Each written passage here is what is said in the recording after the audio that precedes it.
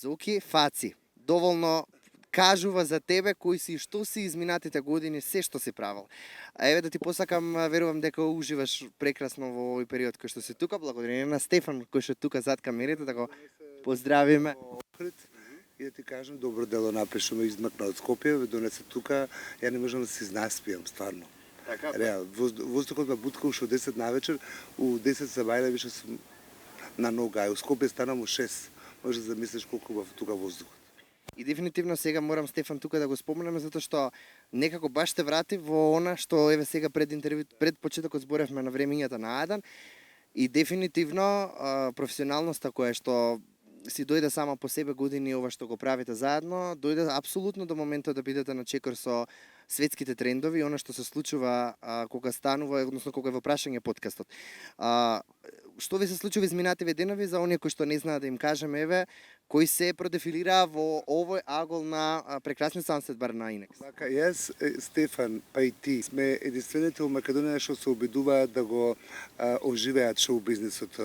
Ја тврдам дека е заспан во Македонија и многу ми е криво за тоа, затоа што мојата 20 годишна телевизиска кариера, токму за тоа што го држиш во рака ексклузив, времето на Ајден, мојата емисија Фаци, еве сега Стефан со подкастот No Limit, се обидуваме навистински да и покажеме дека Македонија имаме добри вокали, имаме добра сцена, ама нема кој да ги бутне тие луѓе, кој да ги сними, кој да ги промовира во јавност, затоа што новинарите се тие од шоу бизнес, тие што креираат шоу бизнес, не реално. Мене да ми дадеш сега милиони, не можам да читам вести. Не знам, ке се изнасмеам.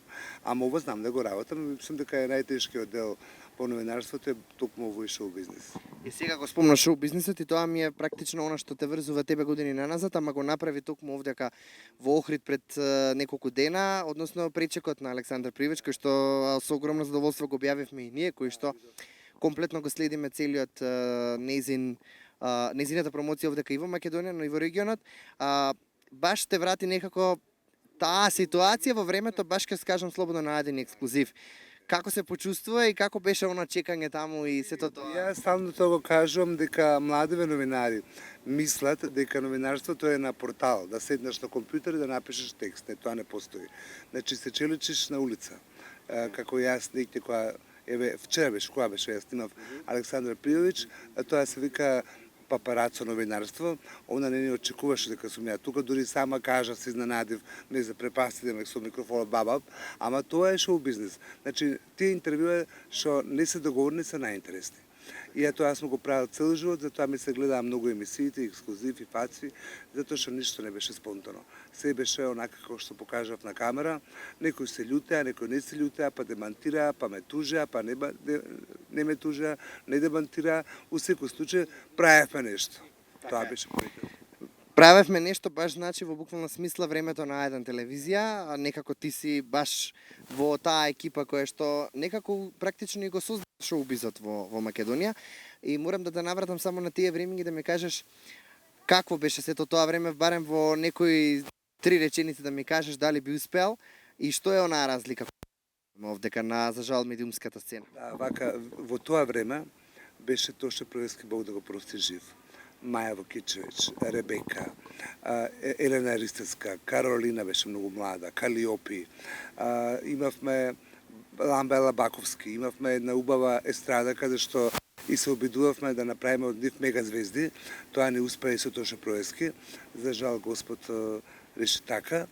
Ама јас сум многу среќен што сум раснал и сум работел во тоа време кај што имавме ние шоу бизнес. Не дека сега немаме, веќе ќе ни биде Панчо ДНК гостен, ама има и млади кои допрва доаѓаат и тие треба да се изгураат. Сега да не зборам имиња, ама млади пејачи што доаѓаат, нив им треба тој медиумски простор, затоа што ние сме тие кои сме нели прва прјаница и тоа го прават и србите, тоа го знаеш најдобро. Сум ја снимал цела српска естрада, по 2-3 пати, од Цеца Карлеуша до Желјко Јоксимовиќ, Брена и бла-бла-бла. Фала ти на тебе што дојде да одвои време и твојата телевизија и млади луѓе како тебе, ја немам наследник.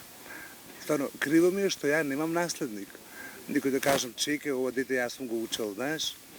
И се надам дека ќе дојдат некои нови времиња, ќе направам некој курс за таблоидни новинари. Слушам дека тоа ти е една од жилбите и верувам дека ќе ти се усвери пред самиот крај, само дојде уште едно прашање во врска со А1. Првата буква и првата бројка беше А1 како знак за вистински рейтинг и сето она што беше број 1 во Македонија. Што само за тебе значеше А1? Значеше се. Бев уреден за Гош Месавија, пред роди А2, еве со Панчо баш имаме таква песна, не знам да си ја слушнал, А1, А2, со Хена Роза сме успотот. Екипа, така е, точно, бевме дел од тој спот на А2, А1, а А1 секогаш кај срце, каде да, знаеш, после тоа имав некои понуде телевизија, единствено во Канал 5 прифатив, а после 2 години си заминав, затоа што ништо не е како А1. А кажи ми доколку А1 повторно се врати, што ќе се случи во понатак? Апсолутно се враќа. И тоа лазам. Тоа е мојот дом. Таму израстав, таму ми се најдобрите интервјуа, најдобрите камермани, најдобрата екипа беше таму. Ама сега животот не раздели, меѓутоа тоа е тоа. Јас сум Зоки Фаци, а вие гледате ексклузив на Jingle TV. Замислете ексклузив.